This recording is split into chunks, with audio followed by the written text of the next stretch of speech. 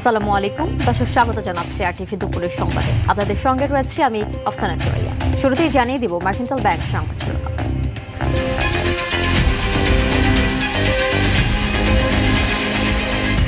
হ্যাঁ ভোট দিয়ে সংস্কারের পক্ষে অবস্থান নেওয়ার আহ্বান মির্জা ফখরুলের।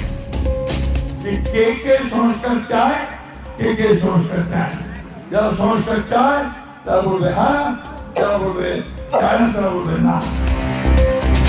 ঢাকার 6 স্থানে তারেক রহমানের জনসভা আজ। চাঁদাবাজদের মন্ত্রী বানিয়ে দুর্নীতির টুটি কিভাবে চেপে ধরবেন, প্রশ্ন জামায়াত আমিরের।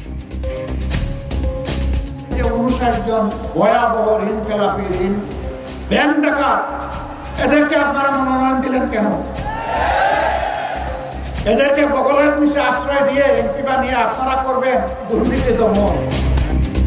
একটি দল বাংলাদেশকে বিপদে ফেলার পরিকল্পনা করছে বলেছেন নাহিদ। শতাধিক মানুষ গুমের মামলায় জিয়াউল হাসানের বিরুদ্ধে সাক্ষ্য গ্রহণ শুরু। সাক্ষ্য দিচ্ছেন সাবেক সেনা প্রধান ইকবাল করিম ভূঁইয়া। এবং চট্টগ্রামে অনির্দিষ্টকালে ধর্মঘট শুরু, অচল বন্দর, বহিনোঙ্গরীয় পণ্য খালাস সহ বন্ধ সব কার্যক্রম।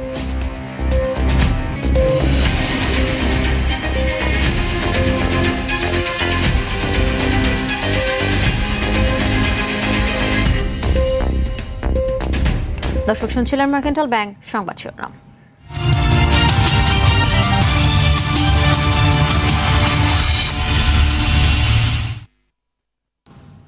এবার বিস্তারিত। গণভোটের মাধ্যমে রাষ্ট্র সংস্কারের পক্ষে অবস্থান নিতে জনগণের প্রতি হ্যাঁ ভোট দেওয়ার আহ্বান জানিয়েছেন বিএনপির মহাসচিব মির্জা ফখরুল ইসলাম আলমগীর। দর্শক, এবার নিচ্ছি ইউসিবি ব্যাংক সংবাদ বিরতি। ফিরে এসে আরও যা থাকছে।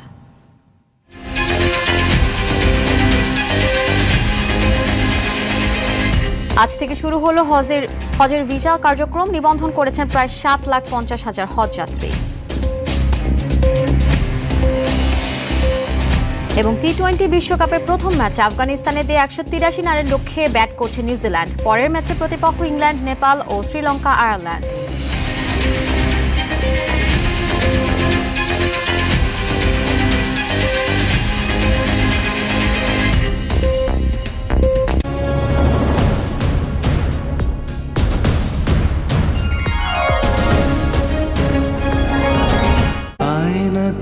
ওই মুখ দেখবে যখন, কপলের কালো তিল পড়বে চোখে, ফুটবে যখন ফুল বকুল শাখে, ভ্রমর যে এসেছিল জানবে লোকে।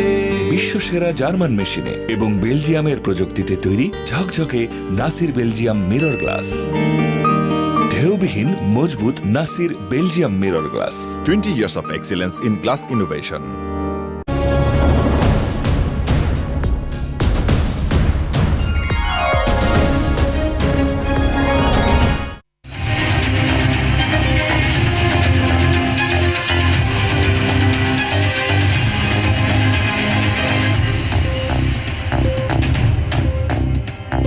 দর্শক, দুপুরের সংবাদ দেখছেন আরটিভিতে। আপনাদের সঙ্গে রয়েছে আমি আফসানা সুরাইয়া। সাথে শেষ করবো দুপুরের সংবাদ, তবে যাবার আগে মার্কেন্টাইল ব্যাংক সংবাদ শিরোনামগুলো জানাবো আরও একবার।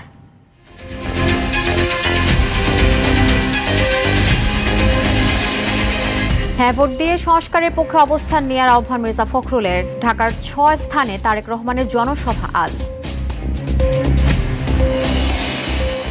চাঁদাবাজদের মন্ত্রী বানিয়ে দুর্নীতির টুটি কিভাবে চেপে ধরবেন, প্রশ্ন জামায়াত আমিরের। একটি দল বাংলাদেশকে বিপদে ফেলার পরিকল্পনা করছে বলেছেন নাহিদ। শতাধিক মানুষ গুমের মামলায় জিয়াউল হাসানের বিরুদ্ধে সাক্ষ্য গ্রহণ শুরু। সাক্ষ্য দিচ্ছেন সাবেক সেনা প্রধান ইকবাল করিম ভূঁইয়া।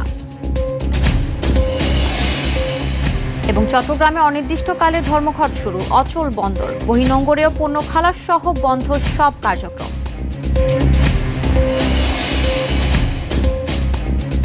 দর্শক, দুপুরের সংবাদ এ পর্যন্তই। জেলা সংবাদ বিকেল 4:05টায় দেখার আমন্ত্রণ রইল। ধন্যবাদ সবাইকে।